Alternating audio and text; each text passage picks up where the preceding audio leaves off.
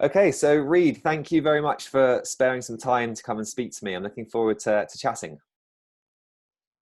Thanks, Alice. Really good to be here with you. Yeah, absolutely. So we kind of mentioned off air that we have what we feel is probably a decent conversation to be having right now, which is discussing some of the, I guess, overarching concepts of health that are important no matter what topic we may be actually discussing or what condition someone may have. But before we kind of dive into some of that, are you happy, Reed, to share with our listeners that may not be familiar with you or some of your work, a little bit of your background and story? Oh yeah, I'm always happy to talk about that. It's not a long story, but back in the 1990s, I was in environmental law, a completely different field. I thought I was saving the planet. The birds, bees, air, water, trees, and I was really disturbed by how many animals and were dying, the water being polluted, the air, the trees, plants. uh, and then I turned my attention. All of a sudden, one day, I just started thinking, well, what is it doing to people, including me? So I started studying the effects on people instead, and it got really interesting. I went to work for a clinic in Southern California, and they let me have my run of the place. I was really running the business, but I turned. I went to some classes with the owner, who was a doctor, getting her diplomat in nutrition. And this is amazing. She let me work on her clients, her patients, in between my classes as I was studying nutritional therapy. I did graduate from that, but I just simply fell in love with the clinical side of the business. I just really enjoyed working one-on-one with Mrs. Smith or Mr. Jones, and everyone coming in the office. And what one thing I noticed right away was that everybody had a complaint that they'd had for a long time, and they had all been to multiple practitioners, 4, 6, 8, 10 different people, spent a lot of money, and I still have my whatever the problem is, whether it was acne or, tired fatigue or irritable bowel or just all these chronic stress related conditions I know now. And I started studying stress, but my main sort of claim to fame, Alex, is that I got to run laboratory tests. And I ran thousands of tests on thousands of people. It really was just an amazing opportunity that I don't think exists anymore. I got more experience than most 5 clinicians working in an office with a bunch of doctors. I ran the labs on these people with these chronic conditions. And I had great mentoring, but I was able to make my own observations about who got better and who didn't. And I recognized patterns. I was pretty good at that sort of thing. And, what are the common denominators? Again, as a non-physician, I'm not a physician, but I was really interested in helping them. Matter of fact, I determined back then that I would be the last person that they needed to see. I thought if you've seen 6 people, you've been ripped off, or something.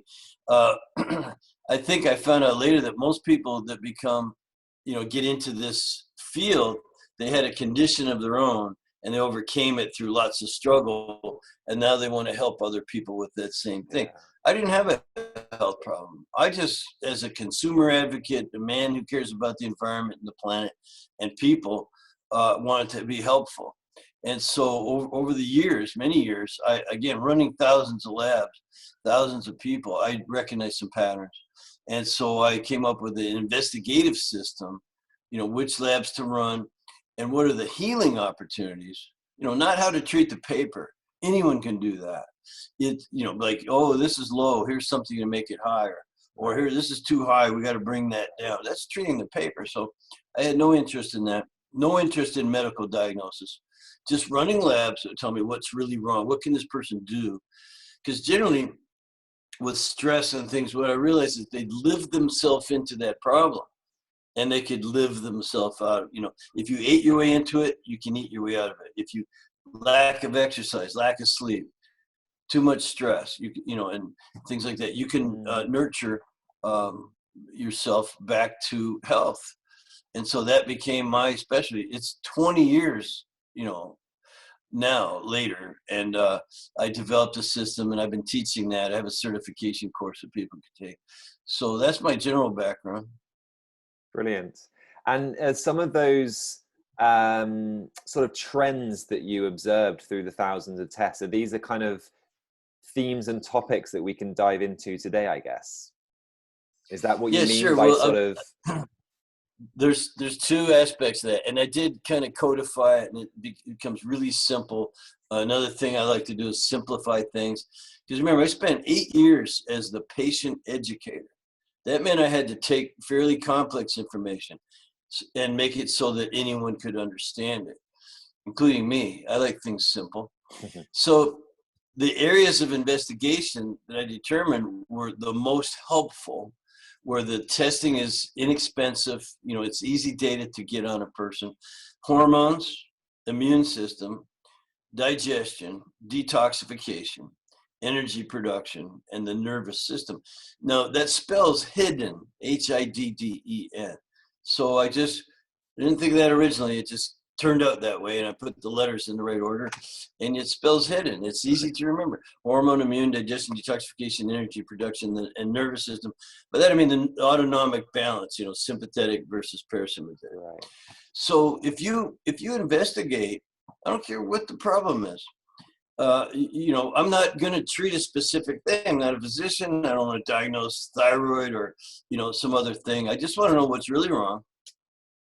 If you look into those areas for what needs improvement, well, then you can direct that person to do the things they really need to do, like work at the so-called root cause. I don't use that term a lot because some root causes are not discoverable. I guarantee you that.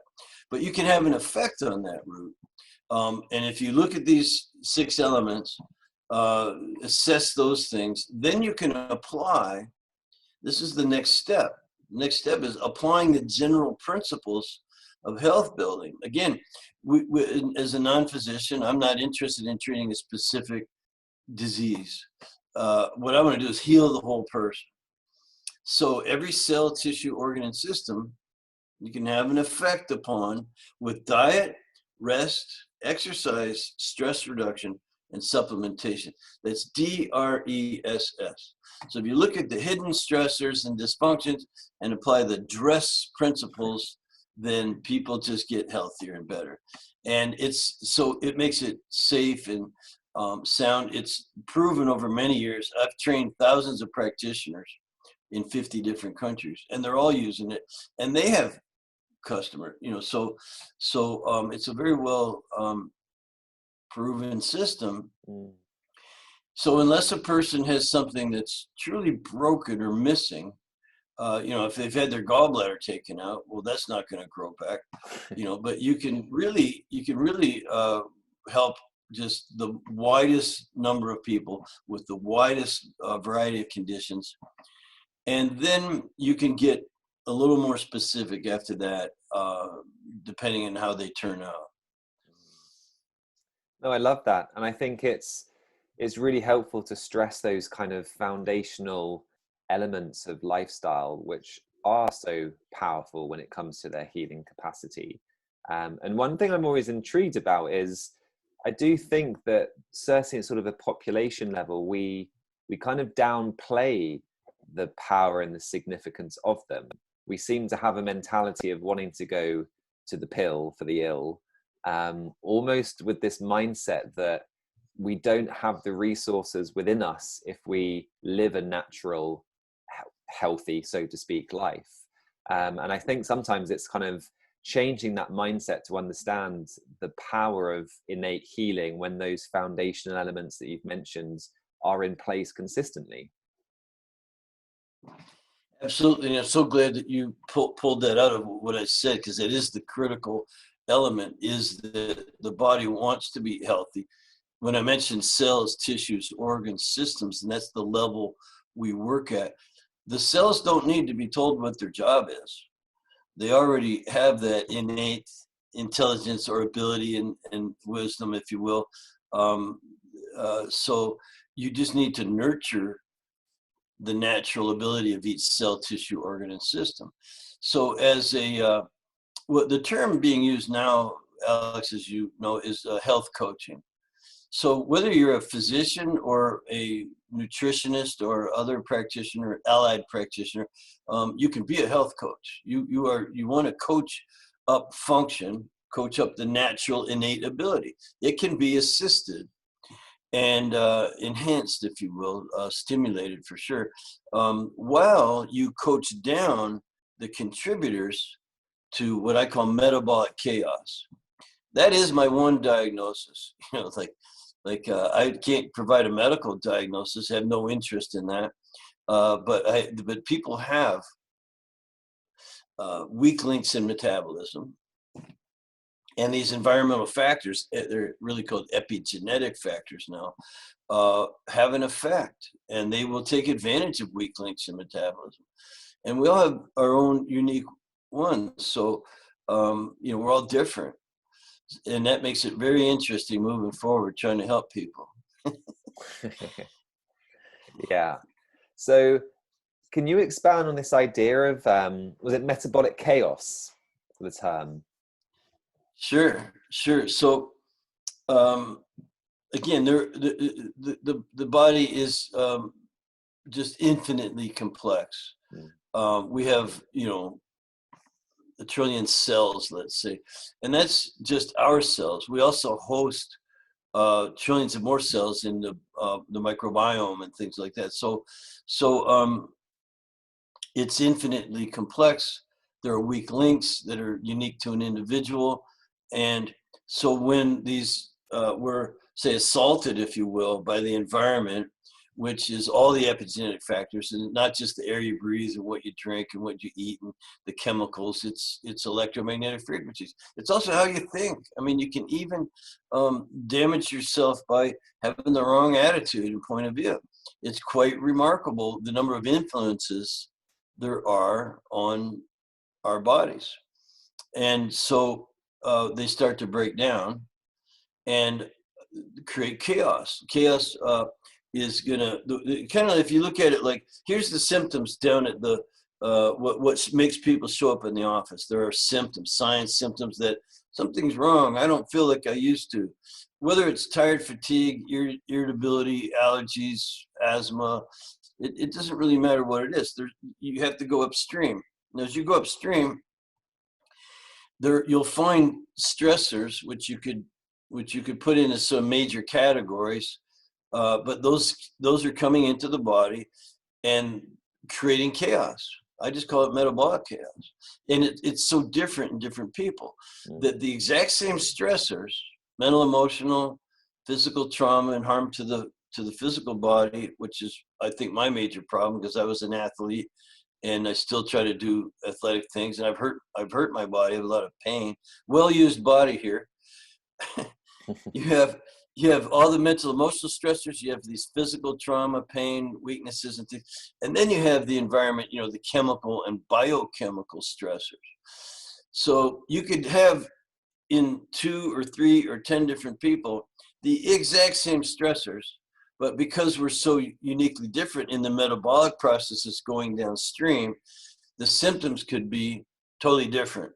So with the same stressors, someone might show up with a thyroid condition. Someone else shows up and it's carbohydrate metabolism. Someone else shows up and it's neuronal conductivity, or nerve tissues and things. Someone else shows up and it's their inability to detoxify their bodies. Someone else shows up and it's their immune system's overactive or underactive. So you take the same stressors into the body, metabolic chaos ensues. There's a cascade. It doesn't all happen all at once. And out the back end is your symptoms. So it's very interesting that the exact same stressors cause all these different types of symptoms in different people. Just how we show up. The opposite's also true. You could take the exact same symptoms. People have the exact same symptoms. And man, you're sure you're going to help that person because you helped the last person with those symptoms. You know, and you apply the exact same things you did to this person who has the exact, and it doesn't work. And the reason is, upstream is different influences and different cascade. So I've just termed it all metabolic chaos. That's my one diagnosis. And there is a way to straighten it out. And it's looking at those 6 major functions or dysfunctions, and then applying the general principles of health building. And I would assure you that will outperform specific treatments. So, I'll just start with that as a way to explain metabolic chaos. It's a state that exists due to stress, environment and whatever you have, that has cascaded throughout the body, producing some symptoms, but it's almost impossible to predict what's upstream. You have to go look, and that's kind of metabolic chaos. The last thing on this, it's metabolic chaos when what you thought it was turned out it's not that. Right. Yeah, no, that makes so much sense. And I think it reminds me a little bit of a conversation I had earlier with Dr. Jenny Goodman, who's a UK-based doctor. She practices what she's termed sort of ecological medicine, so sort of environmental medicine and things like this. And she made the great point that, we have these genetic predispositions that may contribute to the manifestation of the signs and symptoms that we end up in the clinic with. But some of these have only become relevant in the last 100, 150 years of kind of industrialized revolution. And what she was referring to is people who are genetically predisposed to poor detoxification.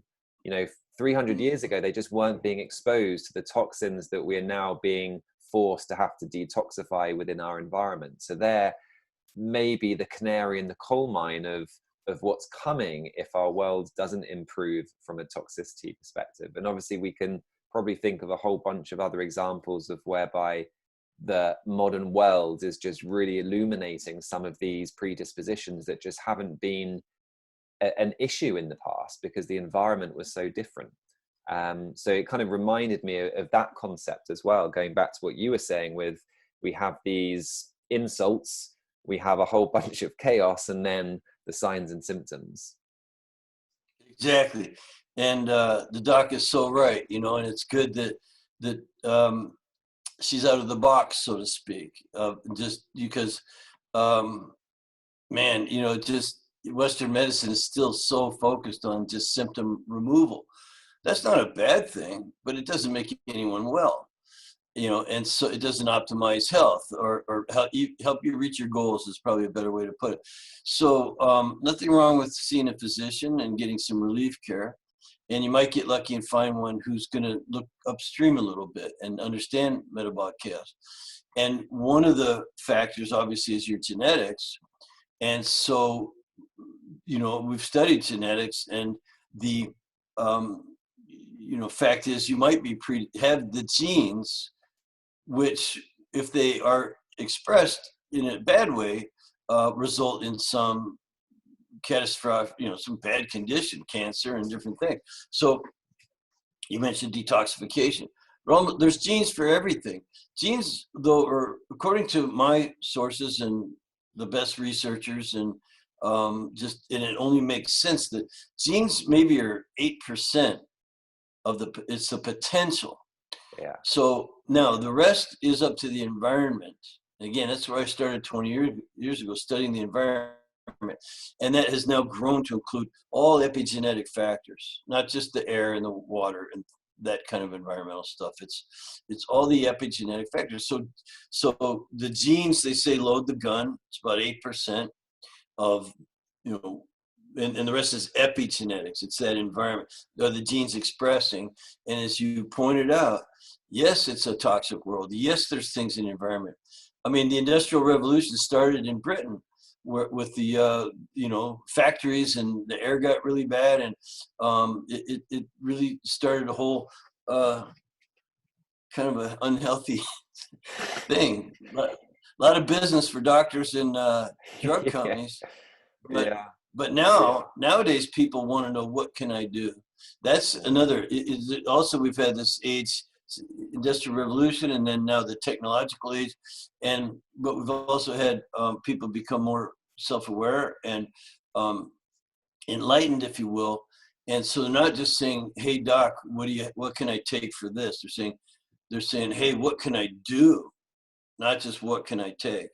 What can I do something to mitigate this environment and my own personal weak links in metabolism?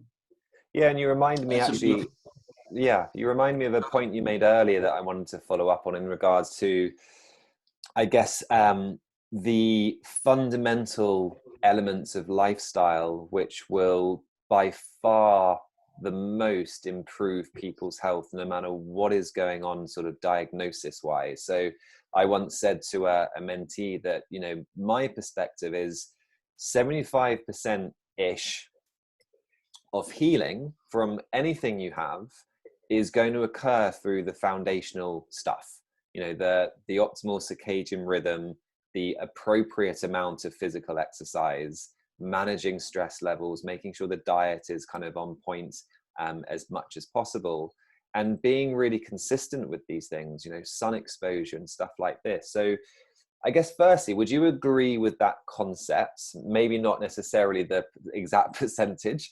And secondly, I guess, you know, what's your experience and what's your knowledge around this element of using these fundamental lifestyle interventions as the primary intervention? You know, I'd say I've studied the meats quite thoroughly and applied those principles because it's the only tools we have. See, I can't write a prescription and I don't want to, and my clients don't want to take prescriptions. So we, you know, the idea is that physicians, generally speaking, take on all comers and just do their assessments, diagnosis, and then add an agent to that. Here's what you need to take, without a lot of consideration for all of the variables. So here's an agent that will get us some results, we hope. It could make you feel better even. And again, that's never a bad thing. But as a health coach, those variables are what we do care about. We care a lot about those variables. Who's this person? How much? You mentioned circadian rhythm, which is a good sleep cycle. How much rest are they actually getting and rejuvenating, restoring? So I've studied that quite thoroughly. You mentioned, of course, exercise, and you can under and over exercise, of course. You mentioned nutrition, of course, is critical. You're made of food, and food is what fuels your cells so they can do their job. And you mentioned stress, which is ubiquitous, and there's so many different kinds. If we mentioned briefly some large categories, but it can all be sorted out if you are organized, if you have a system to follow. And I think that's an issue that comes up a lot for people is, you know, I don't know, I tried this and I tried that and I tried this and I tried. So they're in a cycle of trial and error, and they're almost lucky to find something that works. And it's never one thing, it's a combination of things. So if you have a system to follow, you know, you can, then everything becomes relevant through that system and you can make progress. There's no magic lotions, potions, powders, or pills, as you said. No pill for the ill. It's if you lived yourself into it, you can live yourself out of it for the most part. Yeah, and that takes us back. So using those principles that you just mentioned. Yeah, and kind of, I guess, trusting that process, as you say. And I really like the idea of actually, you know, having a system, having something that people can sort of tangibly understand and see, okay, this is why I'm doing this, and there's a reason behind everything ultimately. Because I think for certainly some people, that's such an important part of the therapeutic journey, especially when for so many people it's going to be a 9, 12, 18-month process of returning back to health. And it all comes back to what you said at the beginning, I guess, which is cells don't have a sort of a guidebook. They innately know how to heal, which then means that there's got to be something blocking that healing process from taking place when someone is chronically unwell. And I guess that's where we go back to the hidden and the dress. Yeah, there we are, full circle. And it's just something that these are just patterns that I recognize from the amount of experience. It's not you don't go to a weekend course and in functional medicine for your relicensing credits and come back with all this knowledge and ability and system. You know, there's it was developed over years and years and years of observation in a clinic with people looking you right in the eye, needing information, sometimes with desperation. And I just have story after story of someone who, when we got them focused on these underlying principles, had quote unquote miracles. Well, it's only a miracle to the degree that life is a miracle, that cells knowing what to do is a miracle. You know, so we're not heroic. We don't consider ourselves heroes or interventionists in any way. We just teach. We just teach people what to look for. You know, here's a path to follow. And we're all on the path, by the way, or stairway. I like to use the stairway. I don't know anyone who's at the top. Yeah. Everybody's right. Do you know anyone who's in perfect health? You know, just No. There's some people who are really healthy and probably with good genes are going to live to be 100. Matter of fact, my aunties who were from Lancashire area all lived to be late 90s, and one even lived to be 100. So, you know, I don't want to screw up my good genetic potential. You know? So we all have a certain genetic potential. That's you know, we want to live that to the fullest, eh? Yeah, no, definitely.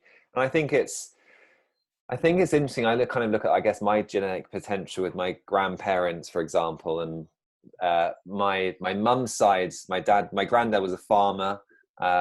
His wife very much just helped on the farm. But it's interesting to see how that sort of panned out, because my grandma ended up with Alzheimer's disease, I think in her early 70s. And I can only assume that there's a potential chemical type exposure that she had through her life living on a farm ultimately. But my granddad lived to 94. He was independent, driving, living alone, still completely independent and functioning. So I'm kind of, you know, clinging to this as much as I can. Yeah. No, it's good. I mean, the genetic potential is a lot. But again, that just sort of loads the gun and is your potential. You know, to have it expressed in a good way requires the right behavior and environment. You know, so you know, maybe you know, walking to the grocery store every day, never owning a car. My one auntie who from Oldham, she never went to London in her life. In her life, she never really left that general area around Rochdale. You know, it's much north of where you are. But she walked to the store, never owned a car. I think she drank a glass of gin every day.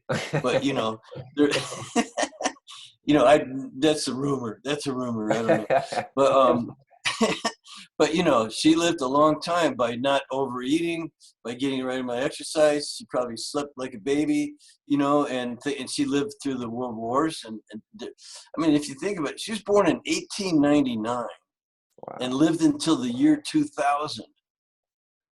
That is amazing. Yeah, I think what she went through. That's amazing. You know, and sweet as sugar. When I was 50, she was still sending me a 5-pound note for my birthday. Amazing.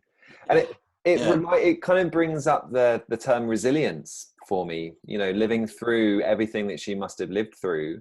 I'm a huge advocate for the concept of essentially, you know, yes, we're trying to build health, but ultimately, whether we realize it or not, we're trying to build resilience ultimately, you know, the ability to adapt and have flexibility in our physiology, psychology, emotions and spirituality. Yeah, no, you just mentioned, what are some possible stressors? And you mentioned spirituality. Well, not having a purpose in life can be stressful. It can create anxiety. It can put you into sympathetic mode, and you have no reason why. You don't know why. You're just in that, you know, if you're sympathetic dominant, you're going to be in, it's kind of like being in your fight flight. You've got high cortisol, your adrenaline, that cortisol messes with your blood sugar. You can start having, you know, bouts of fatigue, hypoglycemia, whatever. That can affect the other hormones like insulin resistance. So that one little element, not having a purpose in life, which is part of spirituality, it's a stress. So as we sort out those stressors, we actually, of the D.R.E.S.S, I find that the stress reduction, the stress management, is the most complex. Diet's pretty easy to figure out. Rest is we know about getting a good night's sleep. Exercise is a matter of discipline for the most part, and not being in pain is important. With the stress reduction, the other is to supplements, which I don't sell my own brand, but I know a few things. That idea of stress reduction is just huge. And a good health coach will spend a lot of time there with his clients or her clients on what are the hidden ones.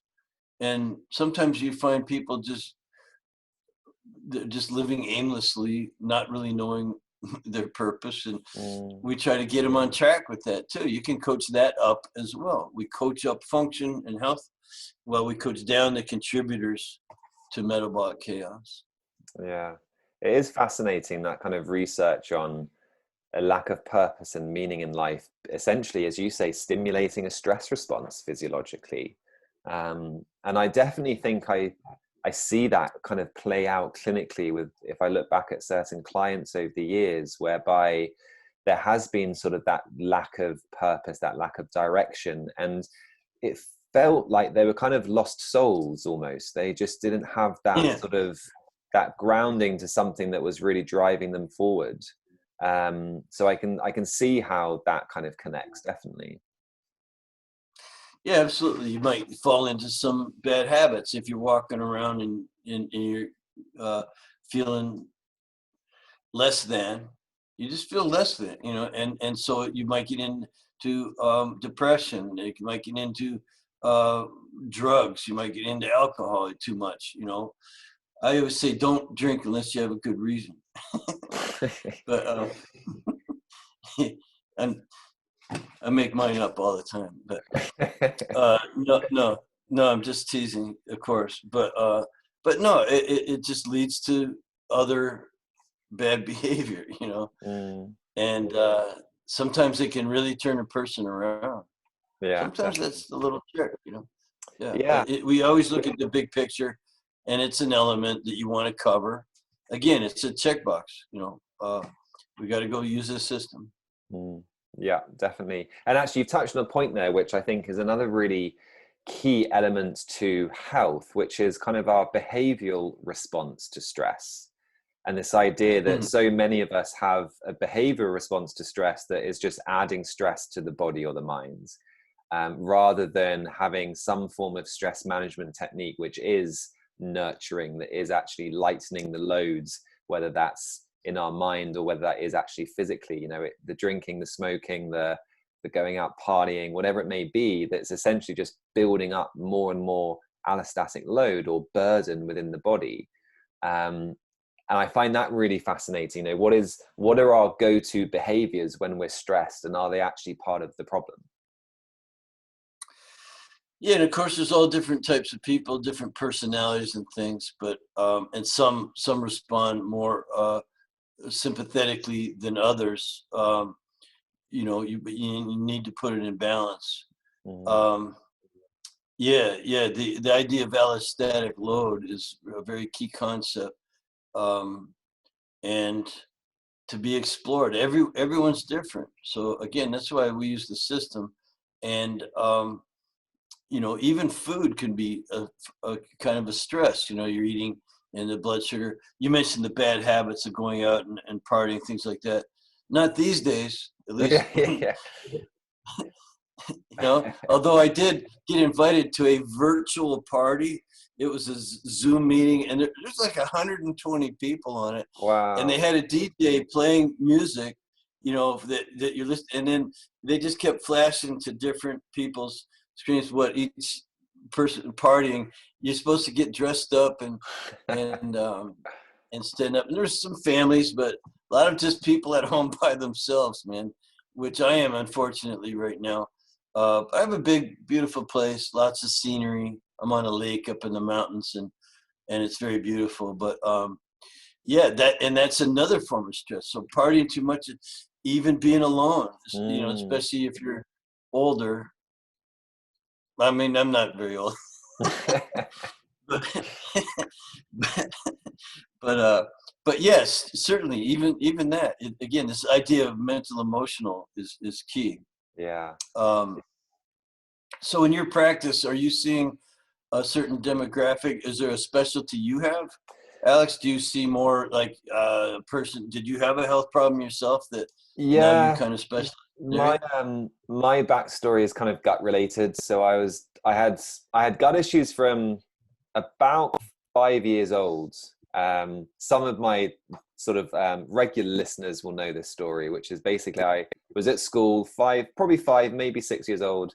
Went for a pee, but as you do at that age, kind of pulled my shorts and my pants down by my ankles, and just had a violent bout of diarrhea.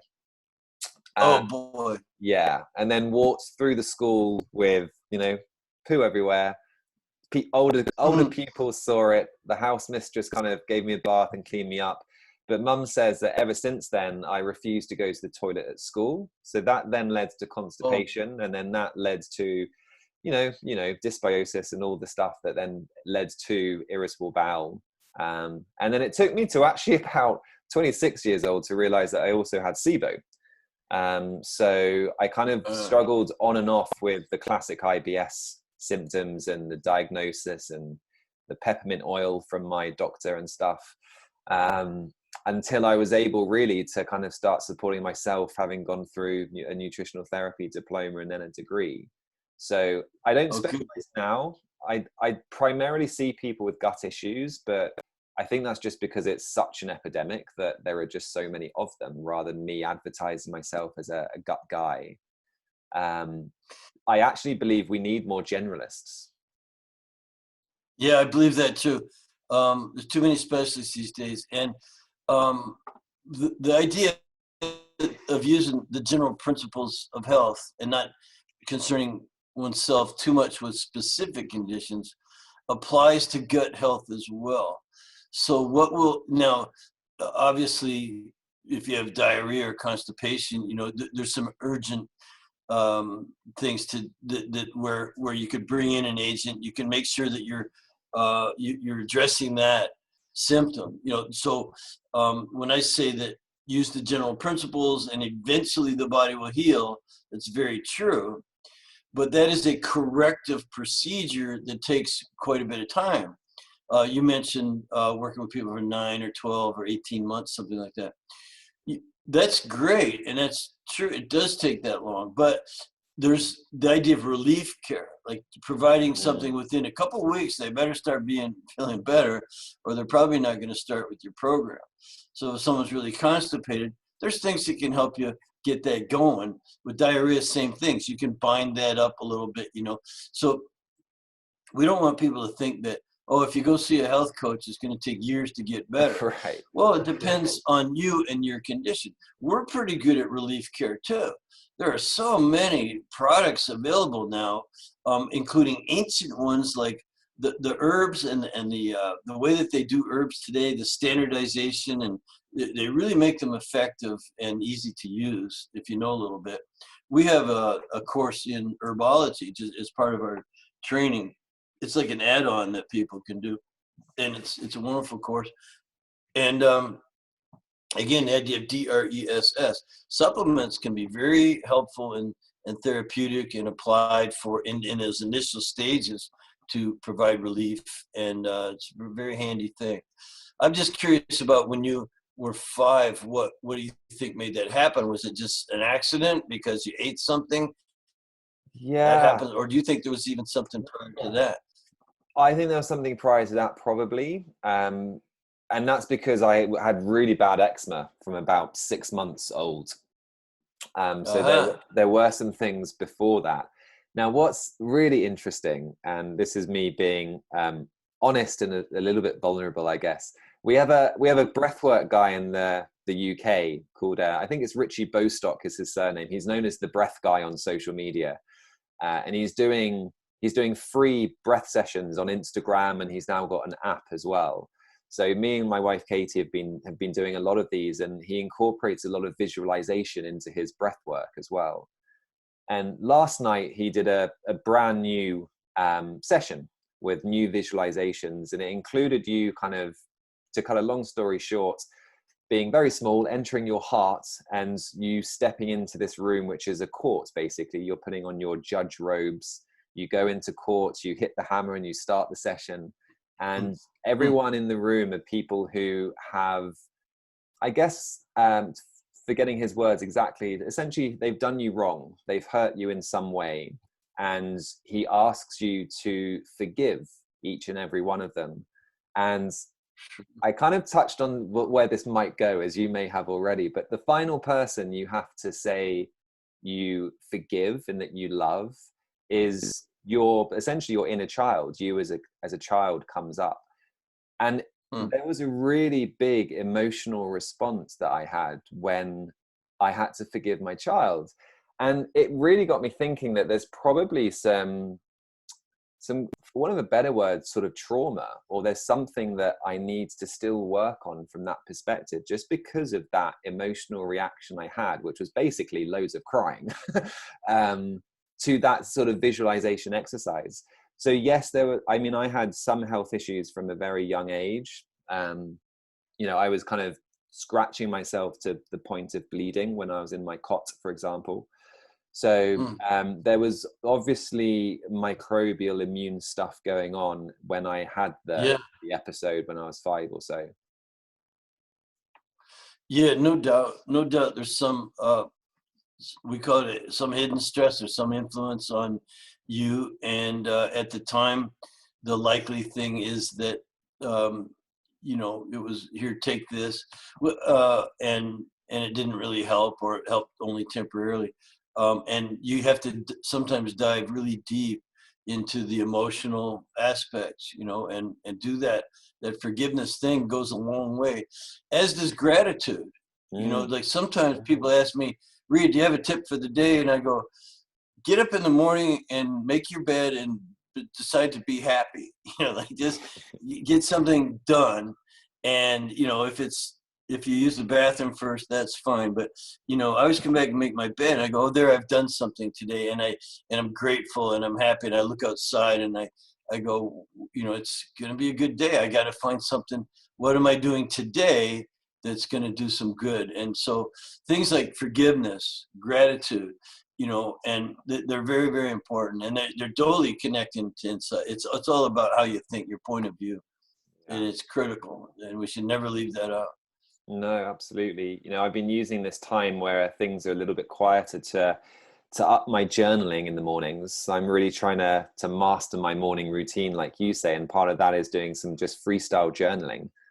So kind of just dumping my thoughts on a page and seeing where it goes. And that's been really healing. Starting your day, like you say, in that slightly more positive, expressive, empowering way, it has a ripple effect throughout the rest of the day, definitely.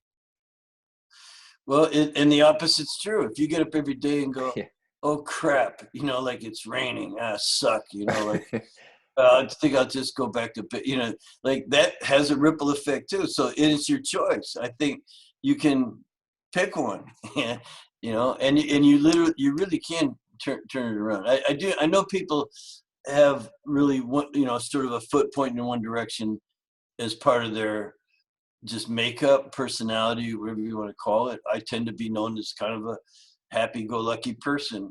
Just I don't have a big rear view mirror. I'm not looking for what's behind me. I'm always looking at that horizon and, well, something's better over there.